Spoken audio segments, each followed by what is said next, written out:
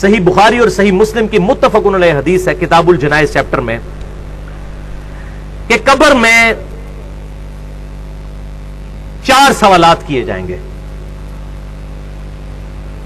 4 کا عدد موجود نہیں لیکن سوال جو بتائے گے وہ میں گن کے بتا رہا ہوں 4 ہے کہ قبر میں یہ سوال ہوں گے.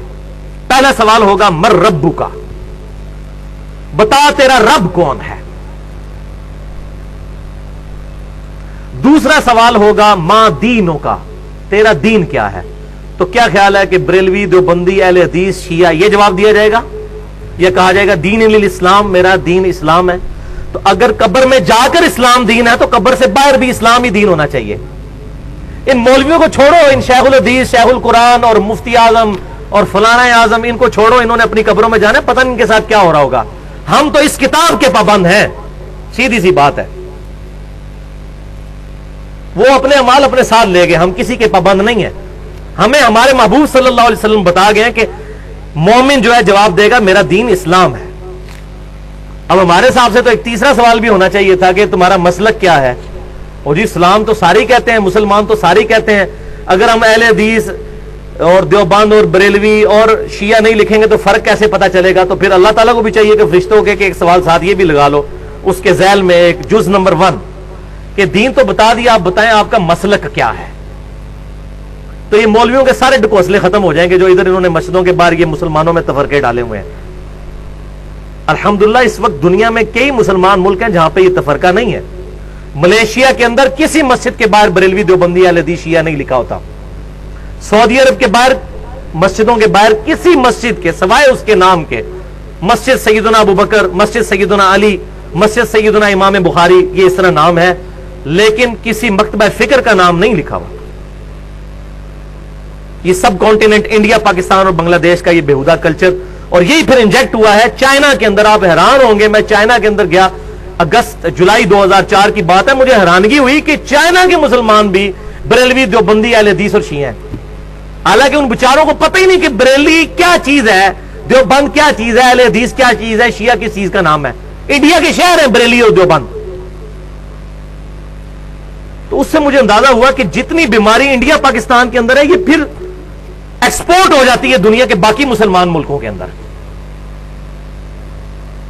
اس اعتبار سے یہ واقعی گمراہی کا قلعہ ہے ہمارا ملک بنا ہوا اس وقت.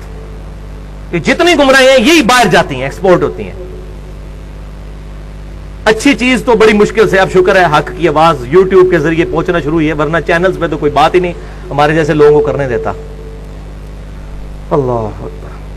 تیسرا سوال ہوگا ما کنت تقول فی حق ھذا الرجل، اس مرد کے بارے میں تو دنیا میں کیا کہا کرتا تھا، کیا عقیدہ تھا. یعنی نبی صلی اللہ علیہ وسلم کے بارے میں سوال ہوگا. ترمذی کے الفاظ ہیں من نبیوں کا، تیرا نبی کون ہے. تو دونوں سوال ٹھیک ہیں. اس میں جو کہتے ہیں کہ قبر میں نبی صلی اللہ علیہ وسلم آ جائیں گے، ایسی بات نہیں ہے، کیونکہ مسند امام احمد میں ایک حدیث موجود ہے. وہ شخص پھر پوچھے گا کہ آپ کس مرد کے بارے میں مجھ سے پوچھ رہے ہیں. تو فرشتہ کہے گا الذی بعث فیکم، اس شخص کے بارے میں جس کو اللہ نے تم میں نبی بنا کر مبعوث کیا تھا. پھر کہے گا مومن ہوا محمد رسول اللہ، وہ تو اللہ کے رسول محمد تھے صلی اللہ علیہ وسلم. اس میں جتنی وہ چیما گوئیاں ہوتی ہیں وہ میں نے مسئلہ نمبر 7 کے نام سے حاضر و ناظر سے متعلق فرقہ وارانہ نظریات کا تحقیقی جائزہ، اس میں نے ڈیٹیل کے ساتھ اس چیز کو ایڈریس کیا. آج محل نہیں ہے، جس کو شوق ہو وہ دیکھ سکتا ہے. تیسرا سوال ہوگا کہ اس شخص کے بارے میں تو کیا کہا کرتا تھا، یا یہ سوال ہوگا کہ تیرا نبی کون ہے. اب ان 3 سوالوں کے بعد ایک چوتھا سوال ہے. جو مؤمن ہوگا، بخاری اور مسلم کے الفاظ ہیں کہ وہ تینوں سوالوں کے جواب دے دے گا کہ میرا رب اللہ ہے، میرا دین اسلام ہے، اور محمد صلی اللہ علیہ وسلم میرے پیغمبر ہیں. اس کے بعد جب وہ جواب دے لے گا تو جو مؤمن ہوگا، اس کے بارے میں مسند امام احمد میں انٹرنیشنل نمبرنگ کے مطابق 18,733 نمبر، اور سنن نبی داؤد کے اندر 3,212 اور 4,753، یہ 2 حدیثیں سنن نبی داؤد میں. الفاظ آگے چلتے ہیں کہ جب وہ جواب دے لے گا تو فرشتے پھر اس سے سوال پوچھیں گے کہ تجھے کیسے معلوم ہوئے ان سوالات کے جواب. یہ چوتھا سوال ہے جو چھپایا ہوا ہے مولویوں نے، کیونکہ مولویوں کی روٹی بند ہوگی. یہ چوتھا سوال بتا دیں یہی تو اصل چیز ہے، صراط مستقیم اسی سے تو ملنا ہے۔ تو چوتھا سوال فرشتہ یہ پوچھیں گے کہ تجھے کیسے معلوم ہوا، تو نے کیسے یہ سوالوں کے جواب دے دیے؟ تو وہ مومن کہے گا میں نے کتاب اللہ پڑھی تھی تو میں نے اس کتاب کی تصدیق کی اور میں ایمان لے کر آیا۔ میں نے کیا چیز پڑھی تھی؟ کتاب اللہ۔ اور انڈیا، پاکستان اور بنگلہ دیش کا مولوی کہتا ہے قرآن و سنت ڈائریکٹ نہ پڑھنا، گمراہ ہو جاؤ گے۔ تو ان کی پبلک پھر کیا قبر میں جا کے جواب دے گی؟ قرآن جس نے پڑھا ہوگا نا، اب پتہ چل گیا کہ کس مومن نے، کون مومن ہے جس نے قبر کے اندر جا کے سوالوں کے جواب دینے ہیں، جس نے پوری زندگی قرآن پاک کو سوائے سورہ یاسین اور سورہ ملک کے، وہ بھی بغیر ترجمے کے پڑھنے کے علاوہ اس کی کوئی اہمیت نہیں سمجھی۔ اس نے خواہ کہنا ہے کہ میں نے کتاب اللہ پڑھی تھی تو تصدیق کی، خواہ تصدیق کی، اس کو تو پتہ ہی نہیں کتاب اللہ کے اندر کیا لکھا ہوا ہے۔ اتنے جھوٹ چل جان گے، کب فرشتہ نے تو نہیں جھوٹ بولیا جا سکتا، فرشتہ نے بولو گے اللہ انہوں نے دس دے گا، اللہ تعالیٰ بتا دے گا، فرشتوں کے ساتھ تو کوئی غلط بیانی نہیں کر سکتا۔ اور بخاری اور مسلم کے الفاظ اسی حدیث میں ہے کہ آپ صلی اللہ علیہ وسلم نے اس کے بعد سورہ ابراہیم جو سورت نمبر ہے 14، اس کی آپ صلی اللہ علیہ وسلم نے آیت نمبر 27 جو ہے وہ تلاوت فرمائی۔ اس کے بعد بخاری اور مسلم کے الفاظ ہیں، آپ کے قرآن پاک میں 260 نمبر پیج پہ پہلی آیت ہی یہی ہے، 260 نمبر پیج پہ، یثبت اللہ الذین آمنوا بالقول الثابت، اللہ تعالی ثابت قدم کر دیتا ہے ایمان والوں کو اس صحیح قول کے اوپر۔ صحیح قول کون سا؟ کہ میرا رب اللہ ہے، میرا دین اسلام ہے اور میرے پروفٹ آپ صلی اللہ علیہ وسلم ہے، فی الحیات دنیا، اس دنیا کی زندگی میں بھی، وفی الآخرہ، اور آخرت کی زندگی میں بھی، اور آخرت کی پہلی منزل قبر ہے، صحیح مسلم کی حدیث ہے، جو مر گیا اس کی آخرت شروع ہو گئی۔ وَيُضِلُّ اللَّهُ الظَّالِمِينَ، اور اللہ تعالیٰ ظالموں کو گمراہ کر دیتا ہے۔ ظالم کون ہے؟ جو کتاب نہیں پڑھتے، وہ آگے آ جائے گا، ابھی تو منافق نے جو جواب دینے ہیں، اور اس کے جواب میں چوتھا سوال جو فرشتے کریں گے وہ آگے میں بتاتا ہوں۔ تو گمراہ کر دیتا ہے اللہ تعالیٰ ان ظالموں کو، خود نہیں گمراہ کرتا، انہوں نے گمراہی خریدی ہے۔ وَيَفْعَلُ اللَّهُ مَا يَشَاءُ، اور اللہ تعالیٰ جو چاہتا ہے کرتا ہے۔ اللہ تعالیٰ کو کوئی روک نہیں سکتا، زبردستی تو اس نے ہدایت نہیں دینی ہے، ہاں جو چاہتا ہے گمراہی اس کو دے گا، اور جو ہدایت چاہے گا وَالَّذِينَ جَاهَدُوا فِينَا لَنَهْدِيَنَّهُمْ سُبُلَنَا، سورہ العنکبوت کی آخری آیت ہے، جو لوگ ہماری راہ میں کوشش کریں گے ہم ان کے لیے اپنی راہیں کھول دیں گے۔ تو آپ صلی اللہ علیہ وسلم کے بخاری اور مسلم میں الفاظ ہیں، آپ نے سورہ ابراہیم کی آیت نمبر 27 تلاوت فرمائی اور کہا کہ یہ پڑھ کے دیکھ لو قرآن پاک میں کہ اللہ تعالیٰ ایمان والوں کو دنیا میں بھی قول ثابت کے اوپر قائم رکھتا ہے، اور آخرت یعنی قبر میں بھی اور قیامت کے دن بھی۔ اور وہ قول ثابت کیا ہے؟ میرا رب اللہ ہے، میرا دین اسلام ہے، اور میرے پروفٹ محمد رسول اللہ امام کائنات صلی اللہ علیہ وسلم ہے۔ ہاں جی، اب آ جائیے جناب، منافق کے ساتھ کیا ہوگا؟ پہلا سوال پوچھا جائے گا مر ربو کا، تیرا رب کون؟ وہ کہے گا ہائی ہاتا لا ادری، ہائے افسوس، مجھے کچھ پتا نہیں۔ وَلِعَوْذُ بِاللَّهِ تعالی۔ آپ ذرا حسرت کا اندازہ لگائیں اس وقت جب انسان پر ہوگی۔ یہ نہ سمجھیے گا کہ یہ جو دنیا میں کلمے پڑھتے رہتے ہیں تو آخرت میں بھی کلمہ پڑھ لیں گے، اس طرح نہیں ہوگا، اتنا سوکھا کام نہیں ہے۔ وہ تو حدیث میں بتا چکا صحیح بخاری سے چھری میں کہ جس نے میری اطاعت کی وہ جنت میں جائے گا، اور جس نے میری نافرمانی کی اس نے میرا انکار کر دیا۔ انکار کرنے والے، جس نے دنیا میں رسول اللہ کی ماننے سے انکار کر دیا صلی اللہ علیہ وسلم، قبر میں کیسے رسول اللہ کو مان لے گا وہ؟ اللہ اکبر۔ منافق سے دوسرا سوال ہوگا، وہ کہے گا مجھے نہیں پتا۔ تیسرا سوال ہوگا، مجھے کہے گا مجھے نہیں پتا۔ اللہ اکبر۔ پھر چوتھا سوال اس سے ہوگا، وہ تجھے سوالوں کے جواب کیوں نہیں آ رہے؟ فرشتے پوچھیں گے یہ چوتھا سوال منافق سے، یا وہ جو گناہگار شخص ہے اس سے۔ تو اب آگے سے سنیں وہ کیا کہے گا۔ میرا خیال ہے اکثریت اللہ معافی دے شاید پاکستانیوں کی اسی جواب پر ہوگی۔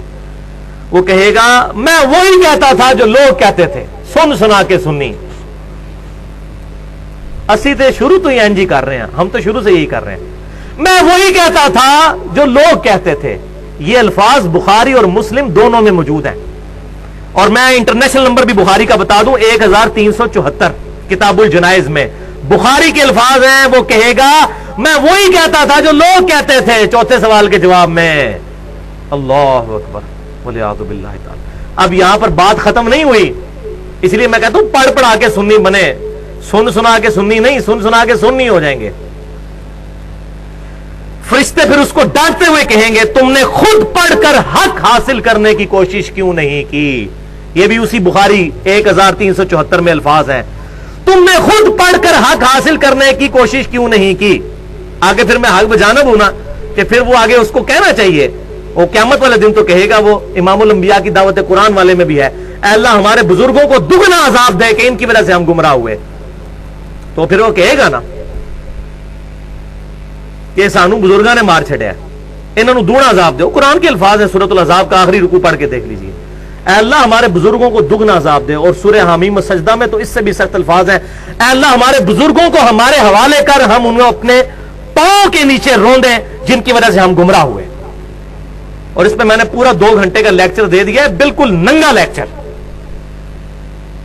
بزرگوں کی اندھا دھند پیروی کا انجام اور اس کا علاج، مسئلہ نمبر 71A کے نام سے۔ اس میں ہی میں نے ساری آیات بتائی ہیں کہ قرآن پاک میں آخرت کی ناکامی کی سب سے بڑی وجہ بغیر تحقیق کے بزرگوں کو فالو کرنا ہے، اپنے اپنے۔ ایک قادیانی اگر قادیانی بزرگوں سے ہی مسئلے پوچھے گا، اس کو ختم نبوت کہاں سے سمجھ آئے گی؟ اسی طریقے سے باقی مکتبہ فکر کے لوگ بھی اگر اپنے اپنے بابوں کے پیچھے چلیں گے، خود نہیں پڑھیں گے۔ اب یہ اس کو پھر آگے کہنا چاہیے کہ جی یہ تو علماء کا کام ہے پڑھنا، جس میں کہ ہمارے مولویوں نے پٹی پڑھا دی ہے، جی علماء کا کام ہے پڑھنا۔ فرشتے کہیں گے تو نے خود پڑھ کر کیوں نہیں حق حاصل کرنے کی کوشش کی؟ آلے بھی مسئلہ ختم نہیں ہوا۔ اس کے بعد الفاظ ہیں اسی حدیث کے صحیح بخاری کے کہ پھر فرشتے اس کے سر میں مہمان نوازی کے طور پر ہتھوڑا ماریں گے، وہ بالکل زمین کے برابر ہو جائے گا۔ اور بخاری کے الفاظ ہیں کہ اس کی آواز، اس کی چیخنے کی آواز اور ہتھوڑے کی آواز زمین و آسمان کی تمام مخلوقات سنیں گی سوائے جنوں اور انسانوں کے، کیونکہ وہ شریعت کے مکلف ہیں، وہ نہیں آواز سن سکتے۔ اگر وہ سن لے تو یہ سارے بندے کے پتر نہ بن جائیں۔ روزانہ اگر ہتھوڑوں کی آوازیں آ رہی ہوں، یہاں دفنا کے آئیں اور جنازے اس کے قبرستان کے گیٹ پہ پہنچے اور ڈھال کی آواز آئے پیچھے اس قبر میں سے، تو پتہ چل رہے اتنے بڑے داڑھی والے بزرگ تھے اور تسبیحوں والے اور پگڑیوں والے اور شلوار ان کی جو گھٹنوں تک پہنچی ہوتی تھی، اتنے بڑی جماعت کے امیر بھی تھے اور یہ تھوڑا پڑ گئے ان کو۔ تو پھر سارے میری بات کہہ رہے ہوتے ہیں یار بزرگ پرستی چھوڑو، لیکن اگر یہی بات ہوگی تو کیسے؟ دیکھ کر مانا تو کیا مانا؟ ان الذین یخشون ربهم بالغیب لهم مغفرۃ واجر کبیر، بے شک وہ لوگ جو کہ بغیر دیکھے اپنے رب سے ڈرتے ہیں ان کے لیے ہے مغفرت اور اجر عظیم۔ دیکھ کر تو ساروں نے مان لینا ہے۔ اور صحیح مسلم میں الفاظ ہیں، آپ صلی اللہ علیہ وسلم نے فرمایا کہ میں نے اپنے رب سے خواہش کی اس بات کی، لیکن میں پھر پیچھے ہٹ گیا۔ میں نے ارادہ کیا کہ میں اللہ سے دعا کروں اور اللہ تعالیٰ تمہیں عذاب قبر سنوا دے، لیکن مجھے ڈر ہوا کہ اگر تم نے عذاب قبر سن لیا تم اپنے مردوں کو دفنانا ہی چھوڑ دو گے۔ یہ صحیح مسلم کی حدیث ہے۔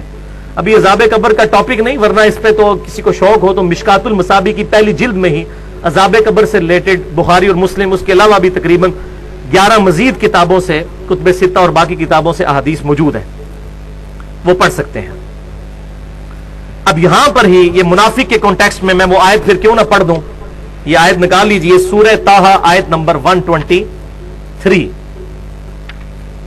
سورہ طٰہٰ آیت نمبر 123۔ اب جب مومن کا ذکر ہوا تو سورہ ابراہیم پڑھی، اب یہ آیت وہ تو آپ صلی اللہ علیہ وسلم نے پڑھی تھی، اور یہاں پر میں یہ آیت پڑھتا ہوں۔ 123 نمبر آیت ہے، پیج نمبر 321 پارہ نمبر 16 میں، یہ بلو والے قرآن پاک میں، سورہ طٰہٰ سورت نمبر 20 اور آیت نمبر 123۔ آدم علیہ السلام اور شیطان کا جو قصہ ہے اس کا ذکر ہو رہا ہے۔ قَالَ اهْبِطَا مِنْهَا جَمِيعًا، پھر ہم نے آدم علیہ السلام اور ان کے ذریعے پوری انسانیت کو خطاب کیا کہ اب اس جنت سے نیچے اتر جاؤ۔ بَعْضُكُمْ لِبَعْضٍ عَدُوٌّ، تم میں سے بعض کے دشمن ہوں گے۔ فَإِمَّا يَأْتِيَنَّكُمْ مِنِّي هُدًى، تو پس جب کبھی بھی تمہارے پاس میری طرف سے کوئی ہدایت کی کتاب آئے گی، اے انسانوں سن لو۔ آدم علیہ السلام اور ان کی اولاد کو اتارتے وقت اللہ تعالی نے کہا اب دنیا میں اتر جاؤ، اور جب کبھی ہدایت کی کوئی کتاب آئے گی،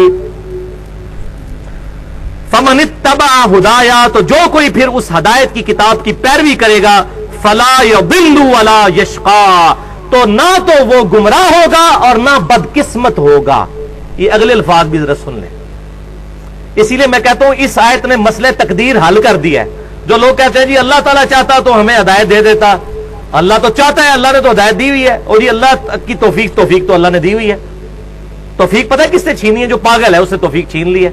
جس کی عقل کام کرتی ہے اس کو توفیق ملی ہوئی ہے۔